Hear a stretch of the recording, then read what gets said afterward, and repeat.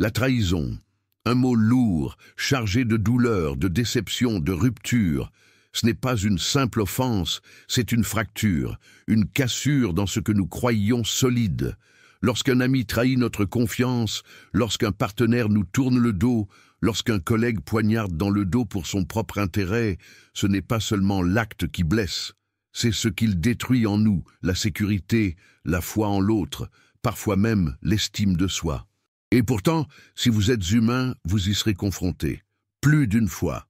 Face à une telle épreuve, la plupart des gens réagissent par la colère, le ressentiment ou la vengeance. Mais une autre voie existe, plus exigeante, mais infiniment plus libératrice, la voie du stoïcisme. Le philosophe et empereur Marc Aurèle, confronté lui aussi à de nombreuses trahisons, a su garder sa dignité, sa paix intérieure et sa clarté d'âme. Dans ses écrits, il ne parle pas de naïveté ni de passivité, mais de force intérieure. Pour lui, la trahison n'est pas un mal absolu, mais une occasion d'exercer sa vertu. Dès les premières lignes de ses pensées pour moi-même, Marc Aurèle nous met en garde. Quand tu te lèves le matin, prépare-toi à rencontrer l'ingratitude, l'hypocrisie, l'égoïsme, la trahison. Non pas pour devenir méfiant, mais pour ne pas être surpris. Le monde est ce qu'il est. Et certains hommes agiront mal.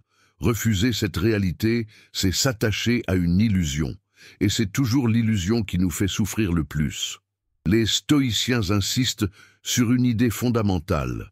Ce ne sont pas les actes des autres qui nous blessent, mais notre interprétation de ces actes.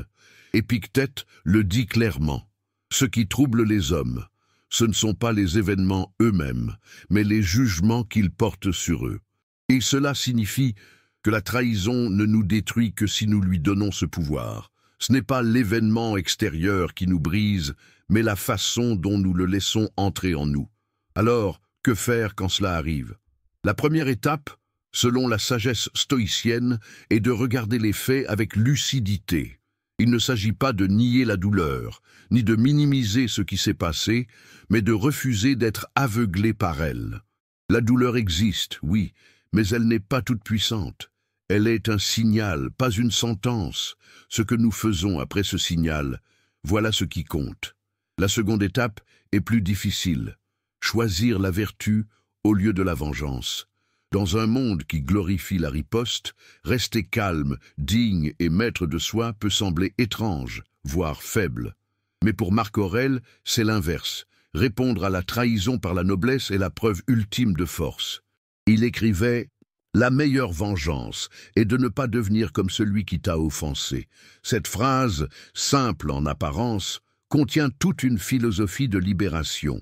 Car en refusant de répondre par le mal, nous restons maîtres de nous-mêmes. Et c'est cela le vrai pouvoir. Enfin, les stoïciens nous invitent à transformer chaque blessure en occasion de grandir. Ce qui semble être une perte peut devenir un révélateur. Une trahison peut vous apprendre à mieux discerner, à poser des limites plus saines, à renforcer votre indépendance émotionnelle. Marc Aurèle affirmait « L'obstacle sur le chemin devient le chemin. Ce qui nous semble un mur peut devenir une porte, si nous acceptons de changer notre regard. La trahison, vue sous l'angle stoïcien, n'est plus une condamnation. Elle devient un miroir qui reflète nos attentes, nos attachements, et surtout notre capacité à nous élever au-dessus de la douleur. Ce que les autres font ne nous appartient pas. Ce que nous devenons à cause de leurs actes, en revanche, est entièrement notre responsabilité. Ce n'est pas facile, mais c'est possible. Et plus encore, c'est nécessaire, car ignorer ces blessures ou y répondre par le feu ne fera qu'alimenter le cycle de la souffrance. Tandis que choisir la voie de la raison, du calme et de la vertu nous ouvre une paix durable. La trahison ne disparaîtra jamais du monde, mais en vous, elle peut cesser de dominer. Lorsque la trahison frappe, l'instinct humain pousse à la réactivité. On veut comprendre, punir, réparer. Mais pour un stoïcien, cette réaction immédiate est souvent source de souffrance supplémentaire. Car ce n'est pas le fait d'avoir été trahi qui nous détruit, mais ce que nous faisons de cette expérience. Marc Aurèle, confronté à des trahisons politiques, personnelles et même familiales, ne s'est jamais laissé emporter par le chaos émotionnel. Il a développé, au contraire, une discipline intérieure qui lui permettait de rester droit, même quand le monde autour de lui s'effondrait. Dans ce chapitre, nous allons explorer 3 réponses concrètes que Marc Aurèle aurait mises en œuvre face à la trahison, et que vous pouvez, vous aussi, apprendre à appliquer. La première réponse est l'observation rationnelle des faits. Lorsqu'un proche vous trahit, vous ressentez un choc émotionnel intense. C'est normal. Mais céder complètement à cette émotion vous prive de clarté. Le stoïcien ne nie pas l'émotion, mais il refuse de s'y abandonner. Il cherche d'abord à voir la réalité telle qu'elle est. Marc Aurèle insistait, ce n'est pas ce qui arrive qui te trouble, mais l'idée que tu t'en fais. Cela signifie qu'il faut distinguer ce qui est objectif, les faits, de ce qui est subjectif, notre interprétation.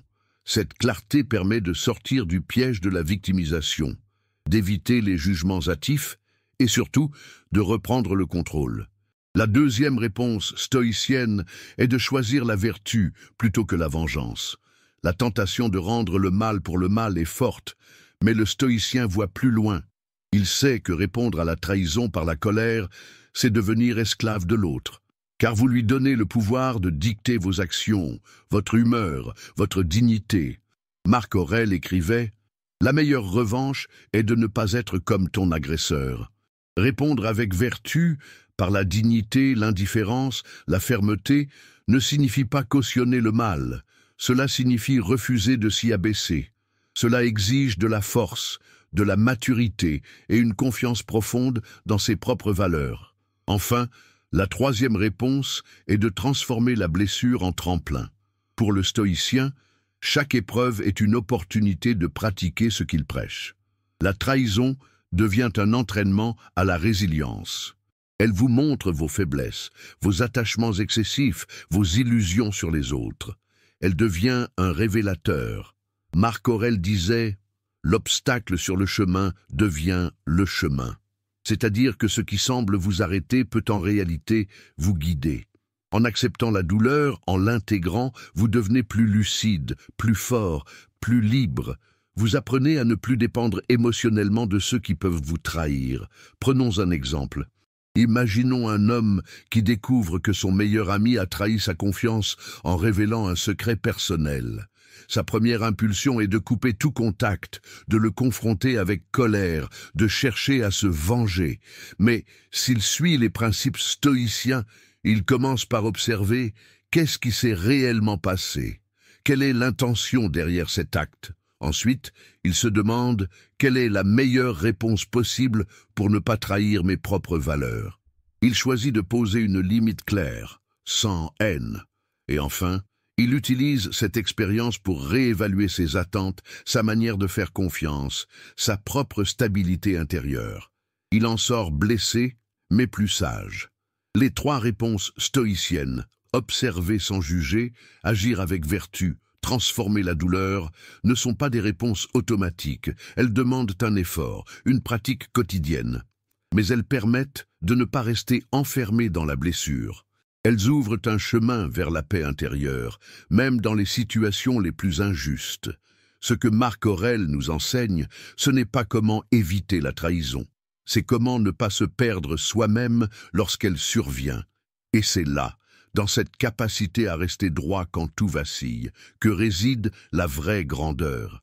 Il est courant de penser que la trahison révèle la vraie nature de l'autre, que lorsqu'un ami vous trahit, c'est lui qui montre son vrai visage. Et cela est, en partie, vrai. Mais pour un stoïcien, ce n'est pas là que réside la leçon la plus importante. Car au-delà de ce que la trahison révèle sur l'autre, elle vous montre surtout quelque chose sur vous-même. Elle devient un miroir brut, sans filtre, dans lequel apparaissent vos attachements, vos illusions, vos attentes, mais aussi votre force ou votre fragilité intérieure. Lorsque vous êtes trahi, une part de vous s'effondre. Ce n'est pas seulement la confiance en l'autre qui disparaît. C'est souvent l'image idéalisée que vous aviez construite, la sécurité émotionnelle que vous croyiez acquise. Vous vous retrouvez soudainement nu, vulnérable, exposé. Et cette sensation peut être insupportable si vous n'avez jamais appris à vous ancrer en vous-même. C'est précisément là que la pensée stoïcienne devient un refuge, un guide, une forge. Marc Aurèle ne fuyait pas ces réalités. Il n'embellissait pas le monde. Il acceptait que certains agiraient mal, que la trahison ferait partie de l'existence humaine. Mais il refusait de se laisser définir par la douleur. Dans ses écrits, il répète que ce n'est pas ce que les autres font qui doit guider notre conduite, mais ce que la raison nous inspire. Il écrivait « Si quelqu'un agit mal, c'est son problème. Le mien, c'est de ne pas faire de même. » Cette attitude, loin d'être froide ou détachée, repose sur une conscience aiguë de soi. Elle exige que nous regardions en nous avec honnêteté, que nous admettions que si la trahison nous a tant affectés, c'est peut-être parce que nous avions mis trop d'attentes sur l'autre, peut-être parce que nous espérions que quelqu'un d'extérieur garantirait notre paix. Et, dans ce constat, il n'y a pas de honte. Il y a une opportunité de recentrage, de maturation. Épictète nous avertit, tu es bouleversé non par les faits, mais par les idées que tu t'en fais. Cette phrase nous invite à réexaminer nos récits intérieurs. Pourquoi cette trahison me touche-t-elle si profondément? Qu'est-ce que je croyais? Qu'est-ce que j'attendais? Et surtout, suis-je prêt à ne plus dépendre émotionnellement de ce que je ne contrôle pas? La trahison, lorsqu'elle est accueillie avec lucidité, devient une invitation à l'autonomie. Non pas à l'isolement ou à la méfiance, mais à une relation plus équilibrée avec soi et avec les autres. Vous commencez à comprendre que vous pouvez aimer, faire confiance, vous ouvrir, sans que votre paix intérieure en dépende. Vous cessez de construire votre équilibre sur des bases mouvantes. Vous choisissez des fondations intérieures. C'est ainsi que la trahison devient une initiation. Elle vous oblige à revoir vos priorités, à repenser votre manière de vous attacher. Elle peut même, dans certains cas, purifier votre cercle relationnel. Ceux qui trahissent vous montrent qu'ils ne méritaient pas la place qu'ils occupèrent dans votre vie. Ce n'est pas un rejet, mais un ajustement, un retour à l'essentiel. Cela ne signifie pas que la douleur disparaît immédiatement, mais elle change de nature. Elle cesse d'être une plaie ouverte pour devenir une cicatrice digne, une marque de passage, une preuve que vous avez survécu, grandi, compris. Et cela, aucun traître ne pourra jamais vous l'enlever. Ainsi, à travers la trahison, vous découvrez ce que vous êtes prêt à endurer, ce que vous refusez de devenir. Et surtout, vous apprenez à vous connaître, non pas dans la facilité, mais dans l'épreuve. Et c'est dans cette connaissance profonde que naît la véritable paix, celle que rien ni personne ne pourra plus jamais vous voler. Arrivé à ce point du chemin, une chose devient claire. Vous ne pouvez pas effacer la trahison, vous ne pouvez pas remonter le temps ni changer ce qui a été dit ou fait. Mais ce que vous pouvez faire, et c'est là que réside votre plus grand pouvoir, c'est choisir ce que cette blessure fera de vous. Continuerez-vous à nourrir la colère, à ruminer la douleur, à construire votre vie sur les cendres de l'amertume? Ou bien déciderez-vous de reprendre le contrôle, de vous libérer et de transformer cette épreuve en paix? Pour les stoïciens, tout commence par une idée fondamentale, la distinction entre ce qui dépend de nous et ce qui ne dépend pas de nous. Cette séparation, simple en apparence, est la clé de la liberté intérieure. La trahison appartient au second domaine. Elle est le fruit des décisions de l'autre, de son caractère, de sa faiblesse ou de sa cruauté. Cela ne dépend pas de vous. Ce qui dépend de vous, en revanche, c'est votre réponse. Et cette réponse peut être noble, elle peut être forte, elle peut être digne, non pas parce qu'elle nie la souffrance, mais parce qu'elle la transforme. Elle dit « Je choisis de ne pas porter ce poison plus longtemps ». Elle dit « Je ne veux plus être prisonnier de ce qui m'a blessé ». Elle dit « Ma paix vaut plus que ma vengeance ». Marc Aurèle, dans l'adversité, répétait souvent que le monde extérieur ne peut pas atteindre l'âme, sauf si elle y consent. Il écrivait « Si tu es affligé par une chose extérieure, ce n'est pas elle qui te trouble, mais ton jugement sur elle. Et ce pouvoir de jugement, tu peux le révoquer à tout moment. Ces mots sont d'une puissance radicale. Ils vous rendent la responsabilité. Ils vous rendent la liberté. Mais comment, concrètement, Avancez vers cette paix. Comment refermer une plaie sans ignorer ce qui s'est passé? Le stoïcisme propose une voie en 3 étapes. La première consiste à reconnaître la douleur sans s'y perdre. Ne la fuyez pas, mais ne la laissez pas vous définir. Observez-la, ressentez-la, mais ne vous confondez pas avec elle. La deuxième étape est d'agir avec vertu. Posez les actes nécessaires, mettez des limites, protégez-vous, dites la vérité, mais toujours dans le respect de votre dignité. La vengeance n'est pas justice, le mépris n'est pas force. La troisième étape est le détachement. Cessez d'attendre que l'autre répare ce qu'il a brisé. Ce pouvoir, vous ne le retrouverez pas en lui, mais en vous.